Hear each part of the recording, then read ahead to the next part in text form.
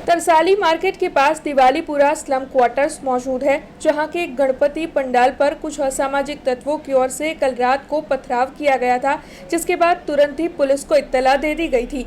जो जानकारी है उसके मुताबिक दिवालीपुरा स्लम क्वार्टर्स के श्री सिद्धि विनायक युवक मित्र मंडल के गणपति पंडाल पर इन असामाजिक तत्वों की ओर से पथराव किया गया था।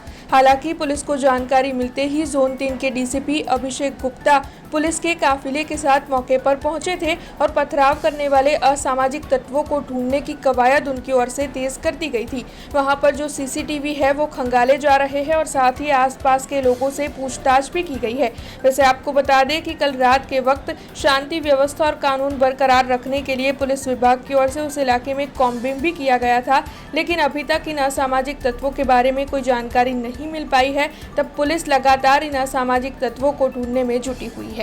तरसालीમાં મકરપુરા પોલીસ સ્ટેશન વિસ્તારમાં તરસાલીમાં જે આર્ટિફિશિયલ લેક બનાવવામાં આવ્યું છે તેની પાછળની સાઈડમાં જે ગલી છે ત્યાં ગણપતિ પંડાલ છે, ત્યાંથી એવા ન્યૂઝ આવ્યા કે અમને ગણપતિ પંડાલની બાજુમાં જે એક્ટિવા પડી છે ત્યાં કંઈક એની પર પડી હોય અવાજ આવ્યો અને ધ્યાન દોર્યા અને અમે દરેક પંડાલ ઉપર એક એક પોલીસ તરફથી જે માણસ રાખ્યો હોય છે અને એને આ વાતની ધ્યાન થતા તેણે અમારું ધ્યાન દોર્યું અને ધ્યાન દોરતા થાણા અધિકારી એસીપી સાહેબ અને હું અમે તાત્કાલિક સ્થળ પર પહોંચી ગયા છે। એલસીબી ને અને ડિસ્ટાફના માણસોને અલગ અલગ ટીમ બનાવીને ચેક કરી રહ્યા છે કે કંઈ શું ફેંકવામાં આવ્યું હોઈ શકે અને કોના દ્વારા ફેંકવામાં આવ્યું હોઈ શકે તે બાબતે અલગ અલગ ટીમ બનાવીને કોમ્બિંગ અત્યારે હાલમાં ચાલુ છે। પ્રાથમિક દૃષ્ટિએ જોવામાં લાગે છે કે કંઈ ફેંક્યું હોય એવું? જેટલું અમે બધા ટેરેસનું ચેક કરાવ્યું છે એવું કંઈ સંદિગ્ધ વસ્તુ મળી નથી આવી હજુ સુધી, પણ સીસીટીવી બી ચેક કરી રહ્યા છે જો આજુબાજુમાં ક્યાં હોય તો, અને દરેક મકાન વગેરે પણ જે છે આજુબાજુમાં પંડાલની બંને બાજુમાં એ અમે કોમ્બિંગ દ્વારા ચેક કરી રહ્યા છીએ। કોઈ ડેમેજ થયું? ના, બિલકુલ નહીં। મૂર્તિની જે ત્રણેય બાજુમાં જે મંડપ જેવું બાંધવામાં આવ્યું છે અને આગળ ઉપર પણ લાંબા શેડ છે જેના કારણે એને પણ કંઈ ડેમેજ નથી થયું અને બાજુમાં મૂકેલા એક્ટિવા પર કંઈ પડવા જેવો અવાજ એમને આવ્યો એટલા માટે એમણે પોલીસનું ધ્યાન દોર્યું।